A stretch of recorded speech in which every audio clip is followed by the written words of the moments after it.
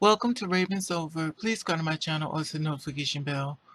Unfortunately, I'm coming with you with 3 deaths I want to share with you about the girls being murdered. Like and subscribe and share the video everywhere you can, because for some reason it's falling on deaf ears.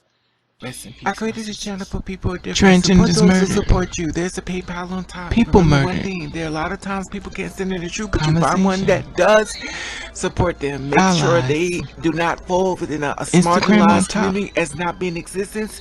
And you know that there are hard to find people that create a channel that cater to people who are different and stand in the truth. And the allies sit back and say, well, I have no problem with other people. Let me just stand in here to learn something and learn. No judgment. Who support you. I love you. Stay in your family and friends, you're in my prayers. Now, the first story that I want to talk about is Tatiana Labelle. I'm going to be reporting 3 different stories and stuff, so please work with me here when I'm reporting these stories and share. Tatiana Labelle, a 33-year-old transgender woman. Now, Chicago's transgender woman found slain in the trash, allegedly. Family demand answers. It is heartbreaking for someone to beat her to death and throw her into the trash like she was garbage, her sister said. Now, it's stating that the police are investigating an apparent murder of a transgender woman who had been reported missing before her body was found in the alley by garbage workers. Now, she was 33 years old, was found beaten to death in the alley near intersection of South Ingleside Avenue at 84th Street shortly before 1 p.m. Friday, according to the Chicago Police Department. The Chicago woman had been reported missing by her family 5 days earlier, according to Labelle. According to the WLS-TV, Labelle died from multiple injuries due to assault, according to the preliminary autopsy conducted by Cook County Medical's examining office. Once the garbage people pulled it up and the garbage flipped over, everything fell out. A neighbor who doesn't want to be identified in Chicago, saying that the investigators who released little information regarding the woman's death haven't officially identified Labelle, and the arrest has been made. The Texas R investigating spokesperson for Chicago Police Department told on Friday. Now, officials declined to comment further information about the open investigation and the slaying of the 30-year-old family, however, confirmed her death. It is heartbreaking that someone could beat to death and throw her into trash like she was garbage, Labelle's sister said. Now, Shamika Thomas told WLS-TV, I love my sister whether she was trans or not, and I would like for me and my family to have justice. Authorities haven't specified whether Labelle's murder was possible related to her gender identity. Her family is now begging for an arrest to be made since the troubling incident. Community members of the area has since increased block patrol on south side of Chicago neighborhood. The way in which she was brutally beaten is horrendous. There is no way to be reactive, just say something. We have become more proactive. Dr. LaShawn Latrice, the Black Lives Matter, a women of faith, told TV station Labelle death marks the 7th known murder of a transgender person in the U.S. so far this year, according to the Human Rights Campaign, the national largest LGBTQ advocate, and which tracks transgender deaths. Tatiana's death was horrific and represented a complete disregard of her life. Tori Cooper, excuse me. Tori Cooper, Director of Community Engagement of Transgender Justice Human Rights Campaign, told that the statement on Friday that may her memory not be forgotten. And all I can say is rest in peace, my sister. Rest in peace. Here is the clip that I found in reference to her life. Check this out. Okay, family member speaks. Beat her to death and throw her in the trash like she was garbage.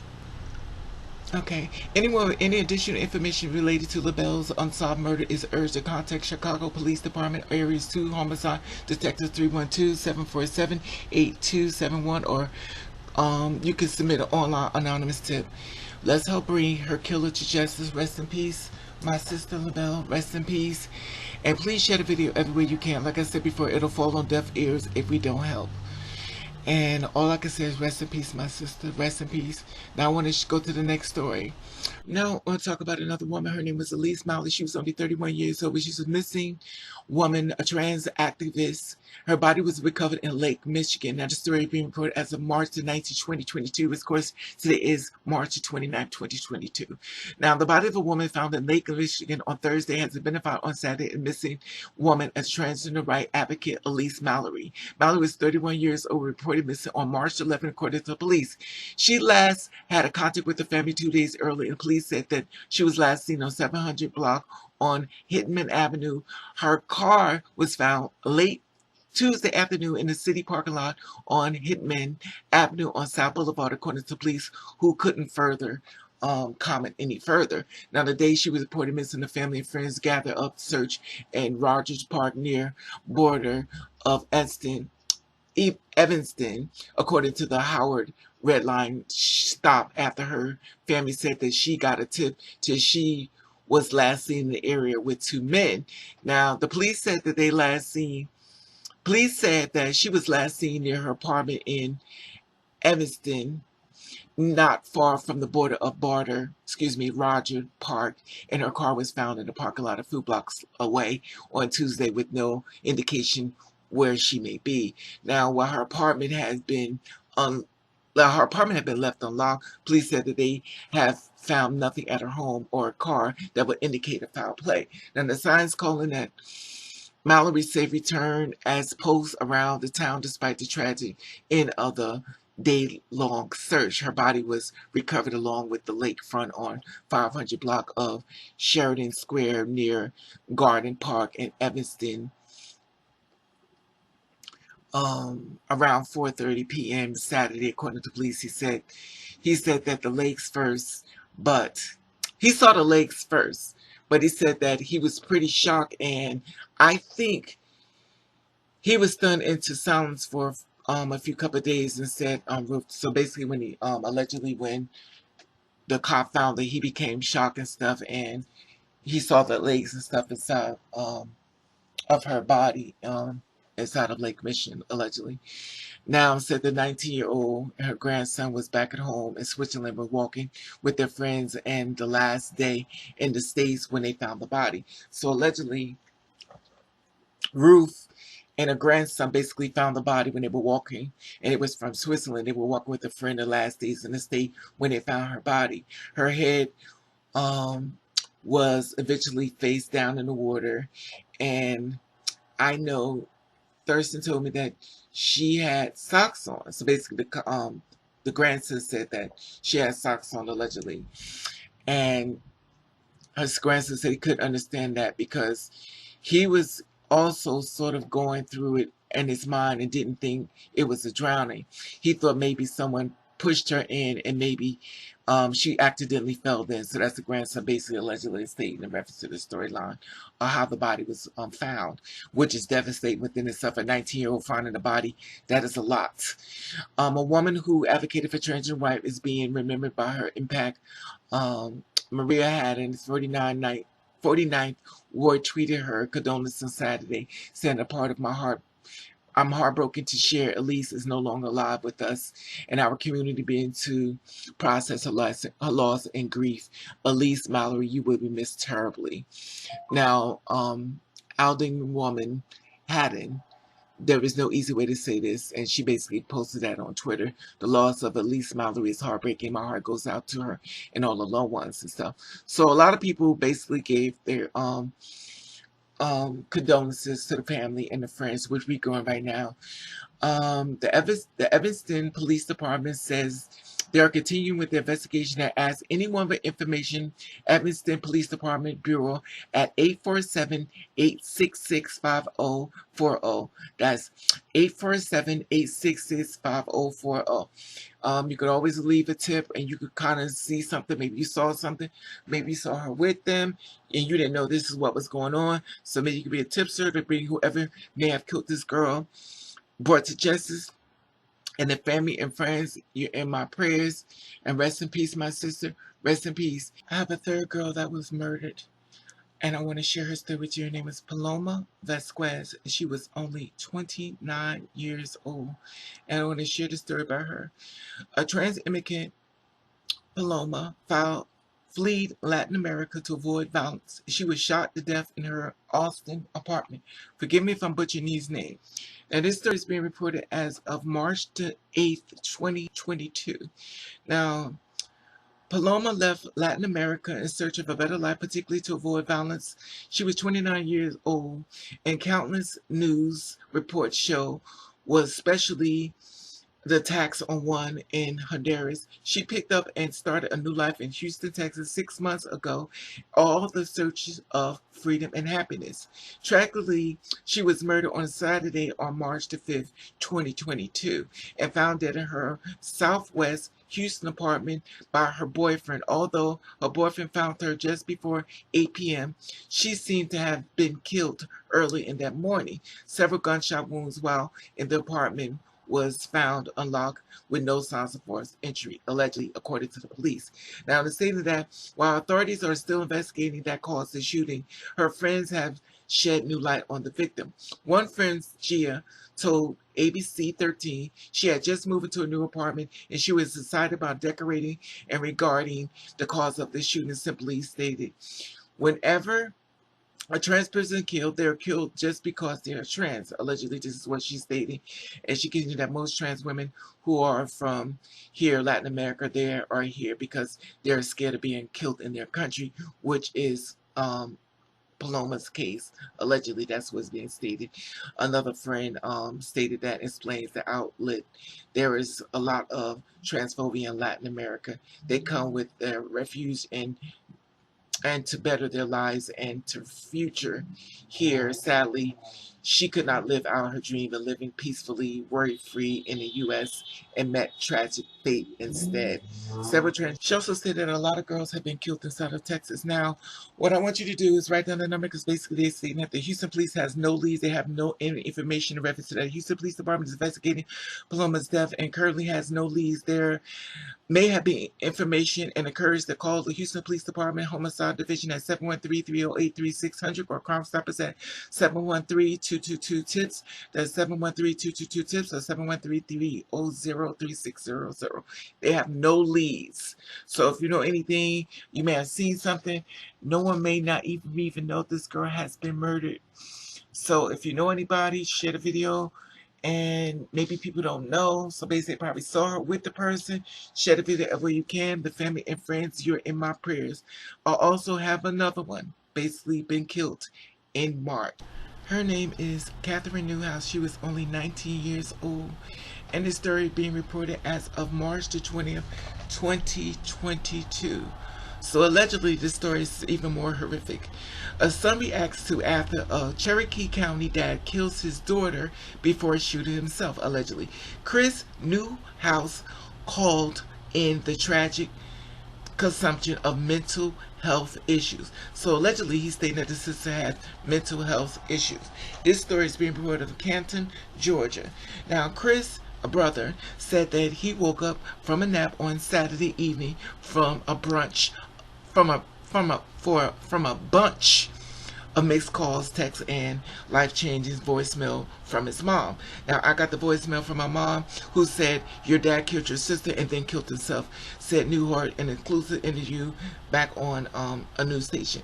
Around 5:45 p.m. on Saturday, Cherokee County Police responded to Canton home. An official confirmed that Howard Newhouse, 57 years old, shot and killed the 19-year-old daughter, Katherine Newhouse, before killing himself, allegedly. Now, it's also stating that Captain J. Baker said that Howard Newhouse's wife was in the house doing the double shooting. "I think my mom is doing fine as well as she could be," allegedly. This is what the son is stating. "I'm there for her. I'll always be there for her." The son said agree with to talk with the news station because he said that he wanted to refocus on the narrative of the story. So basically, allegedly, the son is telling this story exactly what happened, allegedly. He's seen the headlines, and while he recognized the truth in the tragedy that his dad killed his sister before the shooting. He stressed that the incident was preceded by years of trauma.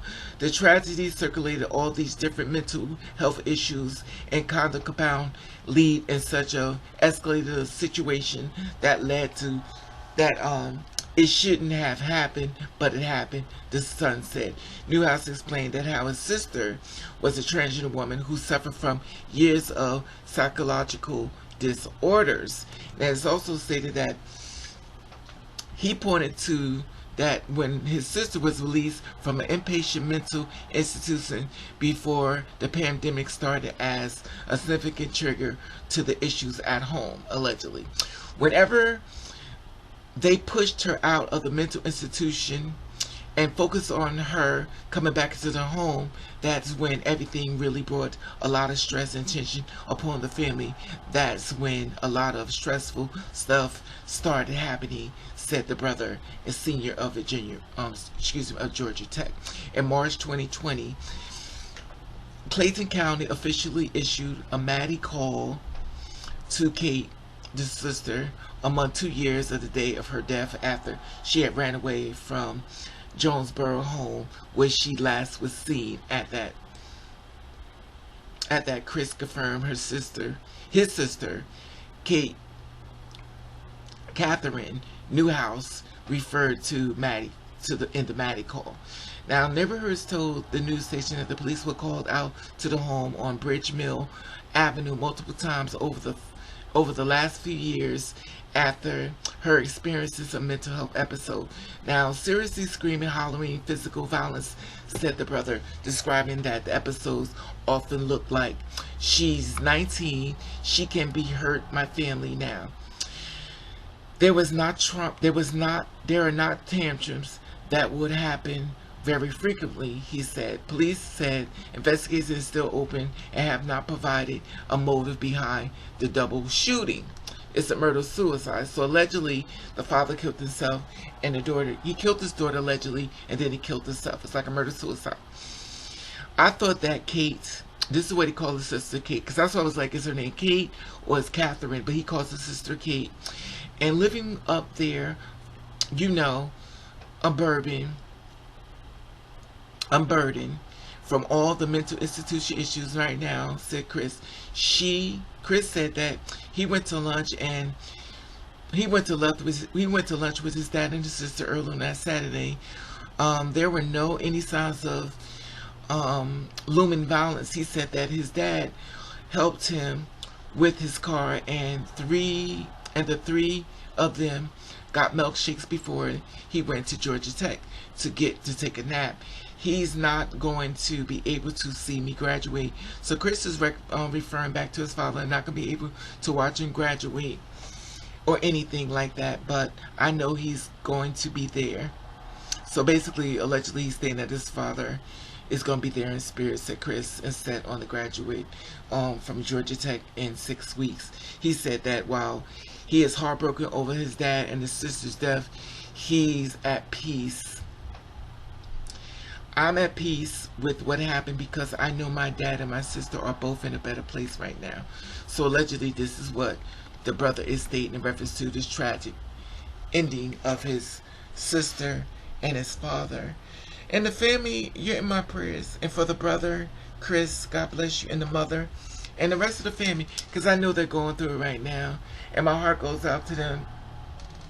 And rest in peace, my sister, Katherine Newhouse. She was only 19 years old, and she was going through a lot mentally, allegedly, what was going on. So, like I said, rest in peace, my sister, rest in peace. And this happened on Saturday in Cherokee County, and that's called Canton, Georgia. So rest in peace. And those are the 4 people that I'm reporting as of these girls being killed and murdered. Tatiana Labelle, 33. Katherine Newhouse, 19. Elise Mallory, 31. Paloma Vasquez, 29 years old. Rest in peace, my sisters. Rest in peace. Y'all share the video everywhere you can. And the family and friends, you're in my prayers. Share the video any way you can. If I get an update, I will share with you. You already know I'm not supposed to be doing these deaths, but unfortunately March has become very difficult, and obviously we got 4 people dead in the same month, and I feel as though if I don't say something, we won't really be knowing what's going on. Like I said, be subscribe to my channel. At the top there's the Instagram button. You follow me, I'll follow you back. Comment below, share the video if you can, share the video when you can, like this video, and please be safe out there in the world, and let you know I love you, and thank you for watching. Catch the rain. Be careful out here, and like and share everywhere you can.